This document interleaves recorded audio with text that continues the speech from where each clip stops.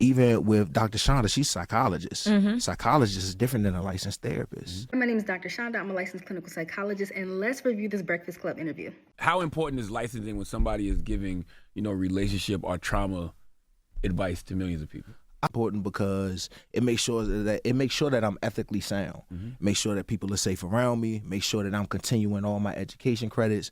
Make sure that I'm getting all the training. Because it's one thing, we got a lot of therapeutic language being slang about people calling you gaslighter and narcissist, and we got all the words, but people don't really know what happens next in terms of healing. Yeah. First of all, Kier did a great job discussing the importance of licensure and how oftentimes we tend to overlook the importance of licensure, specifically when it comes to protecting our clients. For instance, if you have somebody who walks into the door indicating that they want to harm themselves, somebody else, or what have you, we have to follow a specific protocol in order to make sure that them and the people around them are safe.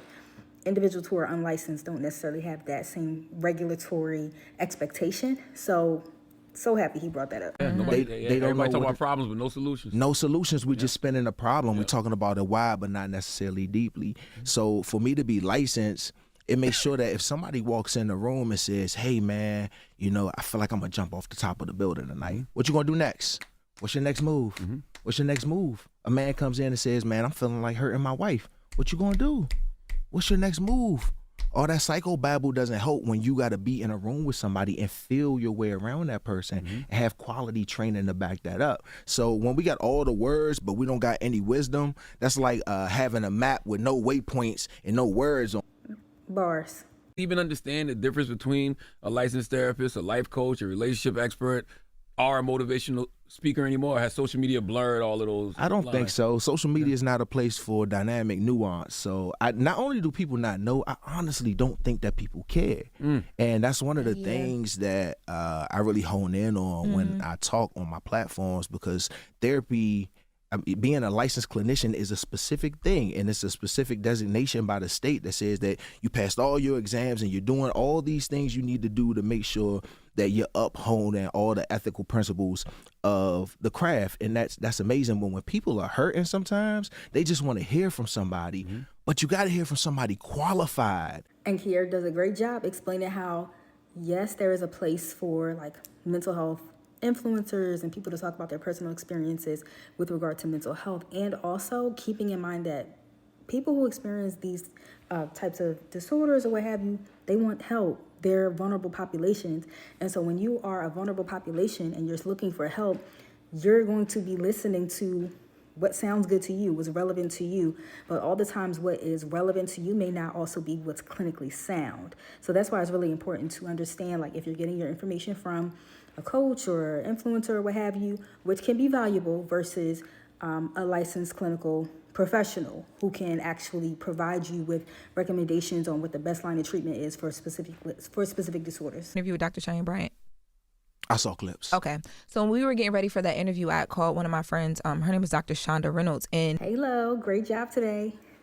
she was saying that to me because I was mentioning Patient Dr. Chanda? Yes. Yeah, that's the homie. Come on now. That's my sister. Like, we went to high school together. Like, and this whole interaction definitely warmed my heart, because bringing me up in a room that I wasn't in, it definitely just made my day. All of that. But yeah, she helped me prep for that interview because there was so many different things that you have to go through. It's very nuanced. The conversation we're having with Dr. Cheyenne Bryant takes away from the conversation we should be having about the real issues that some people have getting licensed. And I know you're licensed as a therapist, so I don't know if you have anything that you've experienced when you were going through your process.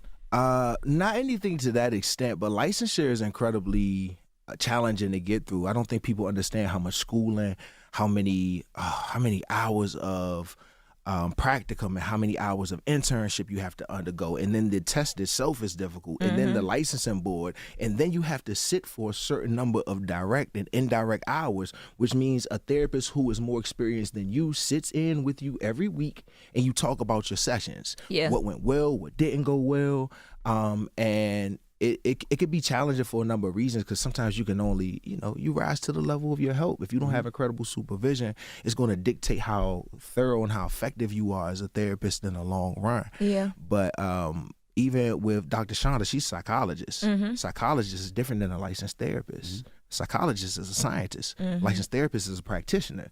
There are therapists who aren't psychologists, and there are psychologists who aren't therapists. It's incredibly nuanced and deep. So yeah, I think this conversation is important that we're having about licensure and making sure that ethical guidelines are held intact. But there are so many other conversations that happen on the inside that the public doesn't even know about. As far like what? Like how a lot of therapeutic modalities are not really normed on Black people. Talk about that a bit. Dr. Chanda talks about that. Talk about it. Yeah, they're not normed on Black people. When a lot of modalities are steeped in psychology, and they take a group of people who they study, and the people who they're studying weren't Black. There's this thing in therapy that happens when people don't have cultural competency. That's right. This was actually one of my favorite parts of the interview, where Kier, again, does an amazing job outlining how a lot of the therapeutic modalities and practices that therapists, we go to school, we're trained in for years and years and years, oftentimes are not normed on Black people. It is important to go to a culturally competent therapist or licensed professional, some that might specialize in African-centered types of therapies. Right. And that means, like, you can come into the room and you can see a Black man, and then you can see like a South Pacific woman, and you say, oh, depression is depression, I'm gonna treat these people the same way. You might not honor the fact that where she's from, the hierarchy in the family looks different, so she may have a different reverence for her family that might make it harder for her to say, nah, dad, nah, mom, I'm gonna do my own thing, I'm gonna move in my own direction. Being culturally competent is treating her, having that in mind, knowing how her culture works and how it affects the way she moves through the world. You may see a Black man and think, oh, you're in therapy, I need you to talk about all your problems, ignoring the fact that that Black man has a lived experience where the medical system has not treated his ancestors very well. He walks in therapy skeptical. Rightfully so. So cultural competency doesn't say, oh man, you got these problems, you need to come into therapy and you need to talk to me because you need to be better. Cultural competency meets him where he is and says, I can see why you're skeptical. Let's take the first 3 sessions and get to know each other a little bit. Matter of fact, I'm gonna tell you a little bit more about myself. Because what Black therapists have learned is we get taught, when you're in a session with somebody, you don't do no self-disclosure. It's not about self-disclosure. You're not supposed to talk about yourself, which is right to a degree. But when you're in a room with Black and brown people, especially Black and brown men, you're going to expect him to give all that up and you don't say anything about yourself? That's not going to work. The robotic, cut off wall of a therapist is a motif that don't work for Black men. Don't work for Black people. And if you don't have cultural competency, you would not know that. Overall, super proud of my people. Kier, amazing job. Lauren, Larissa, you my sis, my dog. Good job.